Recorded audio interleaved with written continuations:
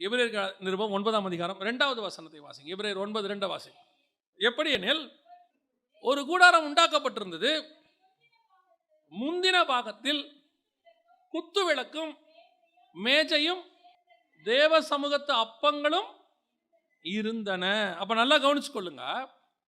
இப்ப நீங்க இந்த இறைச்சியை விட்டுட்டு உள்ள வந்தீங்கன்னா, திராட்சை ரசம் இது எல்லாத்தையும் விட்டுட்டு உள்ள வந்தீங்கன்னா, அடுத்த லெவல் என்ன இருக்கு? மேஜை மேல என்ன இருக்கு?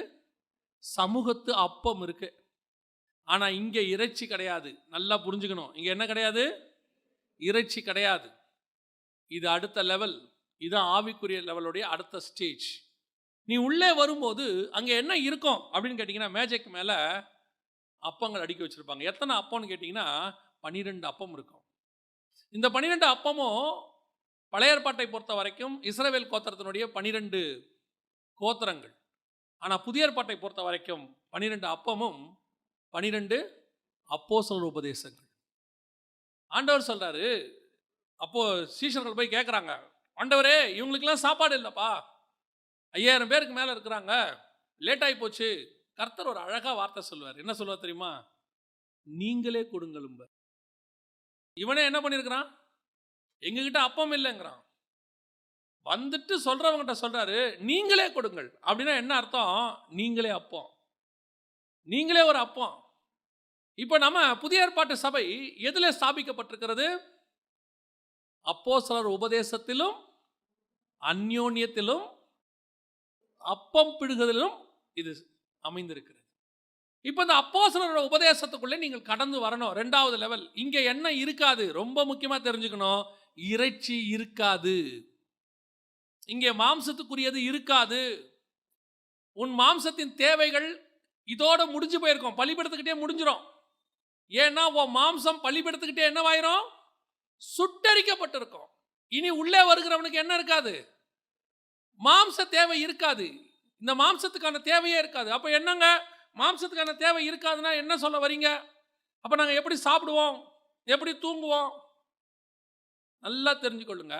நீங்க சமூகத்து அப்பத்துக்கிட்ட வரும்போது, நீங்க ஒரு தாண்டி உள்ளே வரும்போது, இந்த பூமிக்குரிய தேவைகள் அத்தனையும் பரலோகம் உங்களை நன்றாய் பார்த்துக்கொள்ளும்.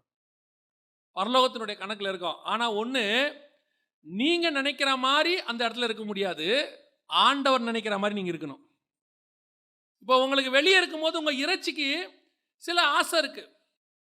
எப்படியாவது நான் சாகிறதுக்குள்ள இப்படி ஒரு வீட்டில் சாகணும், எப்படியாவது நான் வெளிநாட்டில் வேலை வாங்கிடணும், எப்படியாவது என் பிள்ளைகளுக்கு கல்யாணம் பண்ணி பேரப்பிள்ளைகளை பார்த்துடணும், எப்படியாவது எனக்கு இந்த மாம்சத்துக்குரியதுக்கான சில ஆசாபாசங்கள் எல்லாம் இருக்கும்.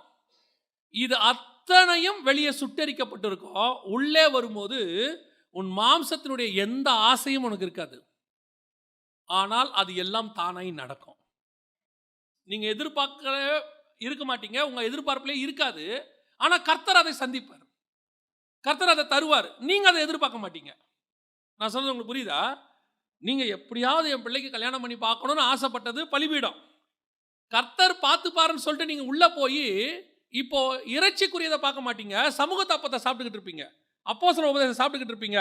நீங்க சாப்பிட்டுக்கிட்டு இருப்பீங்க. இங்க நீங்க நினைச்ச உங்க பிள்ளைகளுடைய காரியத்தை பரலோகம் பார்த்து எல்லாம் கரெக்டா நடத்தும். எல்லாமே நடத்தும். அத்தனையும் நடத்தும். அப்போ உங்களுக்கு என்ன இருக்காது? கவலை இருக்காது, டிப்ரெஷன் இருக்காது, ஸ்ட்ரெஸ் இருக்காது. இதெல்லாம் இல்லைன்னா சுகர் இருக்காது, பிபி இருக்காது, மாரடைப்பு வராது, எதுவுமே இருக்காது. இப்போ நீங்க எப்படி இருப்பீங்க? சந்தோஷமா இருப்பீங்க. ஒருத்தர் என்ன கேட்டார், அது எப்படிங்க எதை பத்தியுமே யோசிக்காம இருக்கணும்? இருக்கலாமே. ஏத்துக்க ஒருத்தர் இருந்துட்டாருன்னு வச்சுங்களேன், இல்லையா? ஏத்துக்க ஒருத்தர் இருந்துட்டாருன்னா எனக்கு என்ன கவலை? நான் ஒரு வெயிட்டை வச்சுக்கிட்டு உட்காந்துருக்கிறேன். அந்த நேரத்தில் ஒரு வண்டி வருது, வண்டியில் ஏறிக்கிங்கன்றாரு. வண்டியில் ஏறி உட்காந்துக்கிட்டு வெயிட்டை நானும் வச்சுக்கலாம், இறக்கி வண்டியிலையும் வைக்கலாம். இப்போ வெயிட்டை வண்டி சுமந்துக்கிட்டு வரும். நீங்கள் இப்போ எதை விரும்புகிறீங்கன்றதான் ஒரு கேள்வி. நீங்களே வெயிட்டை தூக்கிட்டு வரணும்னு நினைக்கிறீங்களா, இல்லை வண்டியில் வச்சிடணும்னு நினைக்கிறீங்களா? வண்டியில் வச்சுட்டு ஃப்ரீயாக போங்கிறார். ஃப்ளைட்டில் போகும்போது பார்த்தீங்கன்னா உங்ககிட்ட இருக்கிற பெரிய வெயிட் எதுவோ அதை கீழே வாங்கிடுவான். டிக்கெட் கொடுக்குற இடத்துல என்ன பண்ணிடுவாங்க? போர்டிங் பாஸ் கொடுக்குற இடத்துல 15 கிலோவோ 20 கிலோவோ 30 கிலோவோ எது பெரிய வெயிட் இங்கே வச்சுருங்க, இதுக்கு மேலே நாட் அலவுடுன்றோம். ஏன்? நாங்கள் கொண்டு வரோம். பறக்கும் போது நாங்கள் எடுத்துகிட்டு வரோம். நீங்கள் இறங்குற இடத்துல கொண்டு வந்து உங்கள் கையில் கொடுத்துறோம். நீங்கள் போங்க, ஃப்ரீயாக போங்க. அடுத்து கேட்பாங்க, வேற என்ன வச்சிருக்கீங்க? கையில் ஒரு பேக் வச்சிருக்கோம், ஒரு 7 கிலோ வரைக்கும் அலவுட். ஓகே, இது உங்களால் தூக்க முடியும்ல? தூக்க முடியும், ரைட், போங்க. இப்போ ஃப்ளைட்டில் ஏறும் போது அங்கே ஒரு அம்மா சொல்லுவாங்க, இது என்னது? பேகு. என்னால் தூக்க முடியும், கையில் வச்சிருக்கேன். அந்த அம்மா சொல்லும், மேலே வச்சிருங்க. ஏன்? நீ பறக்கும் போது ஒரு வெயிட் உனக்கு இருக்கக்கூடாது, மொத்தத்தையும் எங்ககிட்ட கொடுத்துருங்க. நீங்கள் பறக்க வேண்டியது மற்ற பாக்கி, நீங்கள் எங்கே இறங்குறீங்களோ அங்கே உங்கள் தேவைகள் எல்லாம் சந்திக்கப்படும். நீ ஆவிக்குரிய வாழ்க்கையில் பறக்கும் போது அதுதான் ஆண்டவர் சொல்றாரு, பாரமான யாவற்றையும் உதறி தள்ளி விட்டு கர்த்தர் நியமித்ததை நோக்கி பறக்க ஆரம்பிக்கணும். அப்போ சமூகத்தை அப்பத்துக்கிட்ட வரும்போது தான் இது தெரியும். எனக்கு ஃபியூச்சரை பற்றின பயம்னு ஒன்று இருக்கவே இருக்காது, இருக்கக்கூடாது. நான் எப்பவும் சொல்லுவேன், அறிவுக்கும் விசுவாசத்துக்கும் ஆப்போசிட். பார்த்தா நம்புறது அறிவு, பார்க்காம நம்புறது விசுவாசம். நீ இந்த அறிவுபூர்வமான ஆள்கிட்ட கேட்டிங்கன்னா எங்க ப்ரூஃப் அப்படின்பா. என்ன ப்ரூஃப்? எங்ககிட்ட இருக்கிற எதுக்குமே ப்ரூஃப் கிடையாது. இயேசுநாதர் கண்ணியின் வயிற்றில் பிறந்தார், ப்ரூஃபே கிடையாது. பைபிளில் இருக்கு, கண்ணியின் வயிற்றில் ஒருத்தர் பிறப்பாரா அப்படின்னா அதான் விசுவாசம். நான் விசுவாசிக்கிறேன், ஒரு கண்ணியின் வயிற்றில் அவர் பிறந்திருக்கிறார். மரித்தோருடைய ரத்தம் உனக்கு சுத்திகரிக்குமா? சுத்திகரிக்கும். நான் விசுவாசிக்கிறேன், இயேசுவின் ரத்தம் என்னை சுத்திகரிக்கும். மரித்தோர் உயிரோடு கூட எழுந்திருப்பாங்களா? எழுந்திருப்பாங்க. என் இயேசு உயிரோடு கூட எழுந்திருக்கிறார், நான் விசுவாசிக்கிறேன். ஏங்க இதெல்லாம் சயின்ஸுக்கு ஒத்து வராது, அறிவுக்கு ஒத்து வராது. அறிவுக்கு ஆப்போசிட்டாக இருக்கிறது தான் விசுவாசம். அவ்வளோதான். நம்பப்படுகிற மேல் உறுதியும் காணப்படாத மேல் நிச்சயம். நீ விசுவாசத்தோட இரு, உனக்கு வராது. இந்த அறிவை உனக்கு கொடுக்கறது தான் சமூக தப்பம். அந்த உள்ள நீ போய், அதான் வசனம் சொல்றது, கேள்வியினாலே விசுவாசம் பெருகும். நீ போய் அந்த 12 அப்பத்தை புசிக்க புசிக்க புசிக்க அங்க ஒரு விளக்கு இருக்குது, குத்து விளக்கு ஒன்று இருக்கு. இந்த விளக்கு யாரு? வாசிங்க 21ஆம் அதிகாரம், வெளிப்படுத்தின விசேஷம். வெளிப்படுத்தின விசேஷம் 21ஆம் அதிகாரம் 23வது வசனத்தை வாசிங்க. நகரத்திற்கு வெளிச்சம் கொடுக்க சூரியனும் சந்திரனும் அதற்கு வேண்டுவதில்லை. இயேசு கிறிஸ்துங்கிற ஒரு சபைக்குள்ள இருந்து 12 அப்போஸ்தலர்கள் வழியாக உனக்கு உபதேசத்தை கொடுத்திருக்கிறார். அவருடைய வெளிச்சத்தில் இந்த உபதேசத்தை நீ கை கொள்ளும் போது சமூகத்தை அப்போ உங்களுக்கு கிடைக்கும். இதுதான் அடுத்தவங்களை மகா பரிசுத்த ஸ்தலம், பரலோகத்துக்குள்ள கொண்டு போகிறதுக்கான ஆதாரம். இதை சாப்பிட்டா தான் நீங்க அங்க போக முடியும். மகா பரிசுத்த ஸ்தலத்துக்குள்ள போறதுக்கு என்ன செய்யணுங்கிற ஆகாரத்தை இந்த சமூகத்து மேஜை மேல இருக்கிற அப்பம் தான் கொடுக்குது. நீ இன்னும் வெளியே இருக்கிற இறைச்சியே சாப்பிட்டுக்கிட்டு இருந்தீங்கன்னா, இறைச்சி வாங்கினவனா என்ன ஆனா? 2 சாமுவேல் புத்தகம் 6:19-20 வாசிங்க பார்ப்போம். இஸ்ரவேலின் திரள் கூட்டமான ஸ்திரீ புருஷராகிய சகல ஜனங்களுக்கும் அவரவருக்கு ஒவ்வொரு அப்பத்தையும் ஒவ்வொரு இறைச்சி துண்டையும் ஒவ்வொரு படி திராட்சை ரசத்தையும் பங்கிட்டான். பிற்பாடு ஜனங்கள் எல்லாரும் அவரவர் தங்கள் வீட்டிற்கு போய்விட்டார்கள். ஆசாரிப்பு கூடாரத்துக்கு உள்ள வந்தானா வெளியே போயிட்டானா? எல்லாம் வீட்டுக்கு போயிட்டான், ஒருத்தனும் உள்ள வரல. நீ ஆசாரிப்பு கூடாரத்துக்குள்ள வரவங்க கையில இறைச்சி இருக்கக்கூடாது, அது உள்ள இறைச்சி நாட் அலவுட். உன் மாம்சத்துக்குரிய எண்ணம் இருக்க இருக்க, சிந்தனை இருக்க இருக்க, எதிர்கால பயம் இருக்க இருக்க, உன் மாம்ச தேவைகள் இருக்க, சிலர்லாம் சொல்லுவாங்க எனக்கு ஒரு ஆசையும் கிடையாதுங்க, ஒன்னே ஒன்று தான். இப்படி ஒரு ஆசையும் கிடையாது, ஒன்னே ஒன்று தான். சிலது அப்படியே ஒட்டிக்கிட்டே இருக்கு, மாம்சம் கையில் இருக்கு. இது உங்களை திருப்பி பரிசுத்த ஸ்தலத்துக்குள்ள போக விடாது. திருப்பி உங்களை எங்கே தான் போக சொல்லும்? வீட்டுக்கு தான் போக சொல்லும். எங்கேருந்து வந்தீங்களோ அங்கேயே அனுப்பிச்சு விட்றோம், ரிட்டர்ன் அனுப்பிச்சிடும், பின்மாற்றத்துக்குள்ள போயிடும். திருப்பி நீ எங்கே வந்தியோ அங்கேயே போ, பின்மாற்றம். காலத்தை பார்த்தால் போதர்களாக இருக்க வேண்டிய நீங்கள் பூர்ணராகும்படிக்கு கடந்து போகணும், இன்னும் அடுத்த லெவலுக்கு போகணும். பலிபீடத்திலிருந்து பரிசுத்த ஸ்தலத்துக்கு வரணும், பரிசுத்த ஸ்தலத்திலிருந்து மகா பரிசுத்த ஸ்தலத்துக்கு போகணும். இன்னும் சபை எங்க நிக்குது? திருப்பி பின்னாடியே போகுது. இல்லைன்னா நம்மளை பின்னாடி இருந்து யாராவது இழுப்பாங்க. எங்க ரொம்ப மேலே போறீங்க வாங்க. அவங்க சொல்லும் போதே சொல்லுவாங்க, ரொம்ப ஜபம் ஜபம் ஜபன்லாம் போயிடாதீங்க, ரொம்ப பைபிள் வாசிக்கிறோம் ஊழியன்லாம் போயிடாதீங்க, சும்மா ஆண்டவர் ஆண்டவர் ஆண்டவர்லாம் போயிடாதீங்க. வாங்க இங்கே பாருங்க, இங்கே எவ்வளோ காரியங்கள் இருக்குது இன்னும் நீங்கள் அனுபவிக்க வேண்டியது. பூமியில் நீங்கள் பார்க்க வேண்டிய இடங்கள் எவ்வளவு இருக்கு. அவன் சொல்கிறான், எப்படியோ நெஞ்சுக்குழிக்குள்ள ஆசை இருக்கு. 70 வயசானாலும் ஆசை போக மாட்டேங்குது, 80 ஆனாலும் போக மாட்டேங்குது. ஆனால் ஆபிரகாம் சொல்கிறார், அதை அல்ல அதிலும் பரமதேசத்தையே நான் நாடினேன். இதெல்லாம் இல்லையா? இதெல்லாம் போ, விடு விடு, விட்டு போயிட்டே இரு. கண்ணுக்கு முன்னாடி நீ பார்க்குறிய, இதுக்கு முன்னாடி உள்ள ஜென்ரேஷனை பார்த்திய, அதுக்கு முன்னாடி உள்ளதை பார்த்திய, யார் என்ன பெரிய சாதனை செய்தார்கள்? உலகத்தையே 70% அரசாண்ட அலெக்சாண்டருடைய பரம்பரை இன்னைக்கு எங்கே இருக்குது? யார் கையில் என்ன இருக்குது? நான் கட்டிய மகா பாபிலோன்னு சொன்ன நேபுகாத் நேச்சார் எங்கே? நீங்கள் பாபிலோன் எங்கே? அறிவு வர வேண்டாம். இன்னும் இறைச்சி துண்டுக்கு மேலே ஆசை இருக்கிறிய, தாண்டி போ, பின்னாடி போயிடாத, தாண்டி போங்க, இன்னும் உள்ள போங்க. அங்க பரிசுத்த ஸ்தலத்துல ஒரு 12 அப்பம் இருக்கு, அதை சாப்பிடுங்க, அதை புசிங்க. அங்க ஒரு வெளிச்சம் இருக்கு, குத்து விளக்கு இருக்கு, இயேசுநாதர் உட்கார்ந்து இருக்கிறாரு. அவருடைய பிரசன்னத்துல உட்கார்ந்து வேத வசனத்தை நீ தியானிக்கும் போது மகா பரிசுத்த ஸ்தலத்துக்கு போகிற வழி உனக்கு திறக்கும், பரலோகத்துக்கு போகிற வழி கிடைக்கும். இன்னும் பரலோகத்துக்கு போகிற வழியை யோசிக்கவே மனசு வர மாட்டேங்குது. கவனிச்சுக்கொள்ளுங்க, இந்த மாம்சம் முழுவதுமா சுட்டெரிக்கப்பட்டு நீ சமூகத்தை அப்பத்திட்ட வரும்போது மகா பரிசுத்த ஸ்தலத்துக்குள்ள போகிறதுக்கான உனக்கு ஒரு வழி திறக்கும். அதை யோசிக்கும். இப்போ இங்கே மாம்சம் செத்துச்சு, மகா பரிசுத்த ஸ்தலத்துக்குள்ளே போகணும்.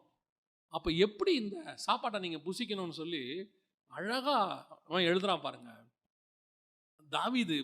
தாவீது வந்து அற்புதமான தேவனுடைய திட்டம், அற்புதமான தேவ திட்டம். இந்த சமூகத்தை அப்பத்தை அவன் சாப்பிடணும்னு நினைக்கிறான், அது அவனுக்கு கிடைக்காது. ஏன்னா அவன் பலிபடுத்திக்கிட்டு இருக்கிறவன், அவன் ஆசாரியன் தான் உள்ளே போக முடியும். அதை அவன் சாப்பிடணும்னு ஆசைப்படுறான். அவன் ஆசாரியன்கிட்ட போய் கேட்குறான், எனக்கு இந்த அப்பம் கிடைக்குமா? அதுக்கு ஆசாரியன் சொல்கிறான், அதுக்கு ஒரு ஆவிக்குரிய அர்த்தம் ஒன்று சொல்கிறான். வாசிங்க, 1 சாமுவேலின் புஸ்தகம் 21ஆம் அதிகாரம். பரிசுத்த அப்பம் இருக்கிறதே ஒழிய சாதாரண அப்பம் இல்லை. ஏன்னா வெளியே சாப்பிட்டது என்ன அப்பம்? சாதாரண அப்பம். வெளியே பலிபீடத்துக்கு கொடுத்த அப்பம் என்ன அப்பம்? சாதாரண அப்பம். ஆனால் இப்போ நீ உள்ள வந்து சாப்பிட்ற அப்பம் என்ன அப்பம்? பரிசுத்த அப்பம். இது மேஜை மேலே வச்சிருக்கு, இது அப்போஸ்தலருடைய உபதேசம், இது பரிசுத்தமானது. இன்னைக்கு நம்ம எப்படி சாப்பிட்டுக்கிட்டு இருக்கிறோம் அதை? அவன் ஆசாரியன் சொல்றான், என்ன சொல்றான்? ஸ்திரீகளுக்கு நீ விளக்கமாக இருந்தால், உன் அதம்பிகள் சுத்தமாக இருந்தால் நீ சாப்பிடலாம் பாத. உள்ளும் புறம்பும் சுத்தமானவர்கள் சாப்பிடக்கூடியது தான் இந்த அப்போஸ்தலர் உபதேசம். உள்ளுக்குள்ள சுத்தமாக இருக்கணும். ஸ்திரீகளுக்கு விளக்கம்னா கல்யாணம் பண்ணுறதுன்னு அர்த்தம் இல்லை. சிலர் அப்படி வேற மாதிரி பேசுகிறான். ஒரு அர்த்தம் என்ன? உள்ளும் புறம்பும் நீ சுத்தமாக இருக்கணும். சுத்தமாக இருந்து நீ இந்த அப்பத்தை புசித்தால் நீ மகா பரிசுத்த ஸ்தலத்துக்கு போகிற வழி உனக்கு கிடைக்கும். தாவீது கேட்குறான், இந்த அப்பத்தை நான் சாப்பிடணும். இன்னைக்கு அந்த ஆசை இருக்குதா? இன்னைக்கு நமக்கு அந்த மகா பரிசுத்த ஸ்தலத்துக்குள்ளே போகிற எண்ணம் ஏதாவது கொஞ்சமாவது இருக்குதா? இன்னைக்கு பலிபடுத்திக்கிட்டே சாப்பிட்டுக்கிட்டு இருக்கிறோம். அங்கே ஒரு வெளிச்சம் இருக்கு. நான் சொல்கிறேன், நீங்கள் இன்னும் ஒரு படி உள்ள ஆவிக்குரிய வாழ்க்கைக்குள்ளே வாங்க. நீங்கள் வரும்போது அந்த அப்போஸ்தலர் உபதேசங்கள் நடுவில் நீங்கள் உட்காந்து கர்த்தருடைய வெளிச்சத்தில், அந்த பிரசன்னத்தில், குத்து விளக்குடைய வெளிச்சத்தில் அந்த அப்பத்தை புசிச்சு பாருங்க, வேத வசனத்தை புசிச்சு பாருங்க. அங்கே சில வெளிப்பாடுகளை கர்த்தர் உங்களுக்கு வச்சிருக்கிறார். அது வெளியே இருக்கிற அப்பத்தில் கிடைக்காது, வெளியே இருக்கிற உபதேசத்தில் கிடைக்காது. வெளியே இருக்கிறவன் பேசிட்டே இருப்பான், இறைச்சியை கொடுத்துக்கிட்டே இருப்பான், நீ அப்படி இருக்கலாம் இப்படி இருக்கலாம். அது வந்து பால் உண்ணுக்கிற ஆகாரம், கேட்க சந்தோஷமாக இருக்கும், காதுக்கு நல்லா இருக்கும், அதை அனுபவிக்கிறதுக்கு நல்லா இருக்கும். ஆனால் ஒரு படி மேலே தாண்டி உள்ளே வரும்போது, இப்போ யோசித்து பாருங்களேன், இயேசு கிறிஸ்து 5000 பேருக்கு அப்பத்தை எடுத்து கொடுக்குறார், பிட்டு கொடுக்குறார். இந்த 5000 பேருக்கு இயேசு அப்பம் கொடுக்கறதுக்கும் 12 பேர்கிட்ட ஒரு நாள் என்னத்தை பண்ணுறாரு? அவர் அப்பத்தை எடுத்து பிட்டு கொடுக்குறாரு. அப்பம் ஒன்று தான், ஆனால் கொடுத்தது 5000 பேருக்கு, இங்கே கொடுத்தது 12 பேருக்கு. அந்த அப்பம் வேறு, இந்த அப்பம் வேறு.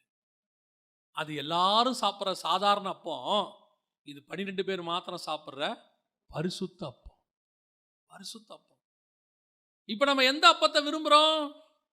நிறைய பேர் விரும்புகிறாங்க. எல்லா சர்ச்சும் இப்படி தாங்க இருக்கு. இருங்க, நோ இஷ்யூஸ், பிரச்சனையே கிடையாது. எல்லாரும் மாதிரி நம்ம இருந்துட்டு எல்லாரும் மாதிரி சாகலாம், ஒரு இஷ்யூஸ் நீ சாகலாம். சிலர் சொல்லும் போது மட்டும் ஆசை இருக்கு, உள்ளுக்குள்ள ஆசை இருக்கும். எப்படி இவங்க மட்டும் இப்படி மேலே தாவீது ஆகுறாங்க, இவங்க மட்டும் மோசே ஆகுறாங்க, இவங்க மட்டும் யோபுவா மாறுறாங்க? ஏன் இவங்க பேரெல்லாம் ஆண்டவர் பிரஸ்தாபப்படுத்துறாரு? நமக்கும் ஊழியம் கொடுத்துருக்காரு, நமக்கிட்டே ஆவிக்குரிய வாழ்க்கை கொடுத்துருக்காரு. நம்மளும் 10ஓட 11 இருந்துட்டே வாழ்க்கை முடிஞ்சிருச்சு. ஏன் அப்படின்னா, நீங்க இந்த ஸ்தலத்தை தாண்டி அடுத்த லெவலுக்கு வந்தாதான் கர்த்தர் உங்களை அடுத்த லெவலில் கொண்டு போய் நிறுத்த முடியும். நான் சொன்னது புரியுதா? எல்லாரும் பேசுறதுக்கும், எல்லாரும் பிரசங்கம் பண்றதுக்கும், எல்லாரும் பாடுறதுக்கும், ஒரு சிலருக்கும் கர்த்தர் என்ன பண்ணி வச்சிருக்கிறாரு? எல்லாரும் மலைக்கு மேலே போறாங்க. நாதா போனாரு, அபியூ போனாரு, ஆரோன் போனார். இவங்கெல்லாம் மலைக்கு போறதுக்கும் மோசே போறதுக்கும் என்ன இருக்குது? வித்தியாசம் இருக்குது.